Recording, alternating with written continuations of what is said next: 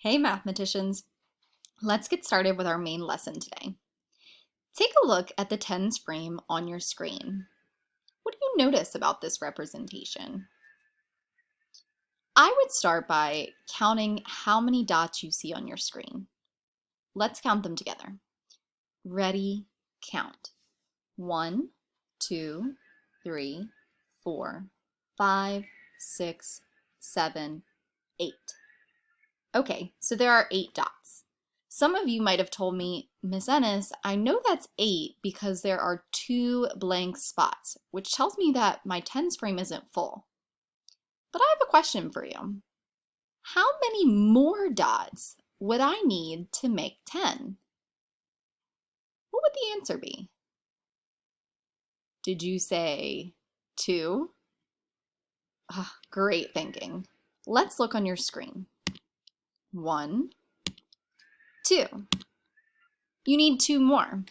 I can figure that out because there were 2 empty spots on the tens frame. Let's try another one. What other things other than a tens frame could we use to help us see a combination of 10? Oh, I know one. What about a domino? Let's try that.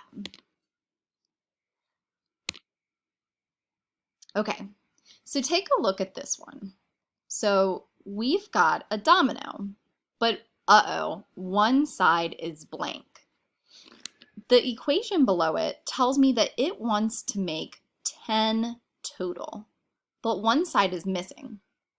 I first need to figure out how many is it giving me. So let's count these together. Ready, count. 1, 2, 3, 4, 5, 6, 7. So I know I would write a 7 in my equation. Now, let me teach you a strategy. I can count on to see how many more I need to make 10.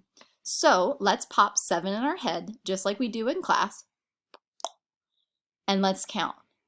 Remember, the last number we said was 7, 8, 9, 10.